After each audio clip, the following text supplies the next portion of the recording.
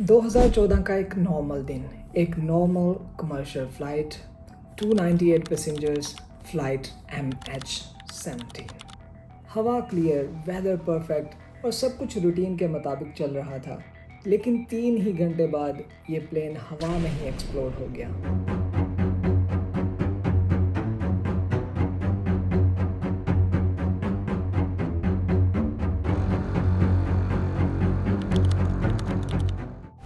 And this is still an unanswered question कि इस plane को आखिर किसने गिराया। इस सेम मालेशियन एयरलाइन ने इससे 4 महीने पहले एक और फ्लाइट MH370 के प्लेन को लूज़ किया था, जो कि हवा में ही गायब हो गया था।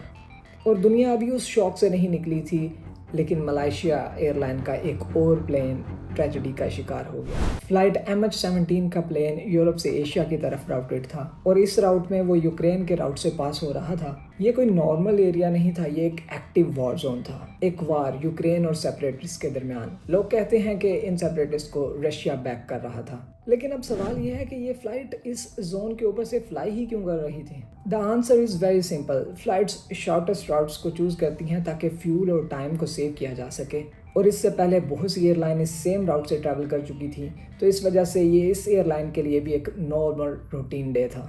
17 जुलाई 2014 एम्स्टर्डम से take off, destination Kuala Lumpur, 298 passengers अपनी अपनी ज़िंदगी के फ्यूचर प्लान्स के साथ। 31,000 फीट अल्टीट्यूड, वेदर क्लीन, कोई टेक्निकल इशू नहीं, कैबिन क्रू बिल्कुल नॉर्मल कम्युनिकेशन कर रहा था।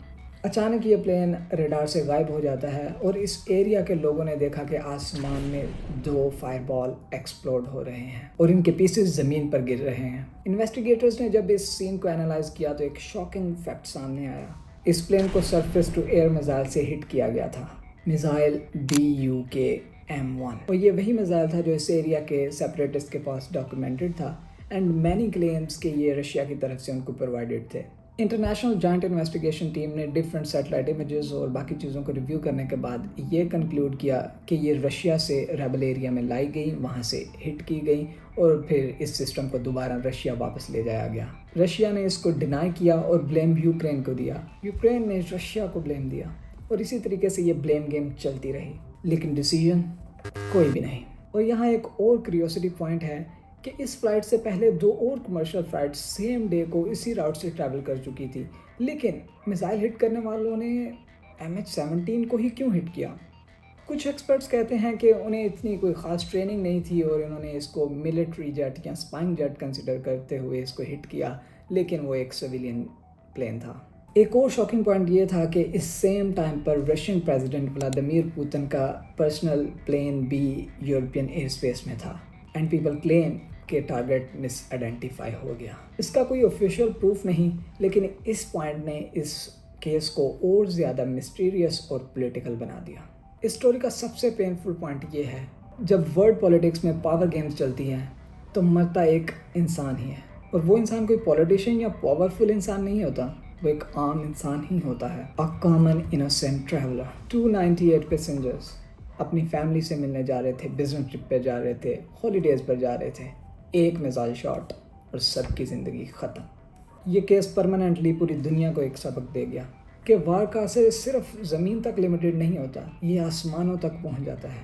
और ये सिर्फ उस वॉर एरिया के लोगों को इफ़ेक्ट नहीं करता, इसके इफ़ेक्ट्स किसी पर भी हो सकते हैं, एक आम ट्रैवल करते हुए इंसान पर या दुनिया के किसी भी हिस्से में बैठे हुए इंसान पर। The wars have the consequences far beyond the thoughts, और इसमें सब लोग खतरे में होते हैं। अगर आपको real world incidents, hidden facts, historical facts और इन्वेस्टिगेशन टाइप वीडियोस पसंद हैं तो इस चैनल को ज़रूर सब्सक्राइब करें। और आपके ख्याल में हमारी नेक्स्ट वीडियो किस टॉपिक पर होनी चाहिए। जर्मन विंग पायलट्स ने इंटेंशनली प्लेन को माउंटेन्स में क्यों क्रैश किया। बोइंग 737 मैक्स स्कैंडल, एक बग ने 346 लोगों की जान कैसे ली। एयर फ्रांस 447 ऑटो पायलट्स ने पायलट्स को कैसे कंफ्यूज किया। अल्लाह हाफिज़।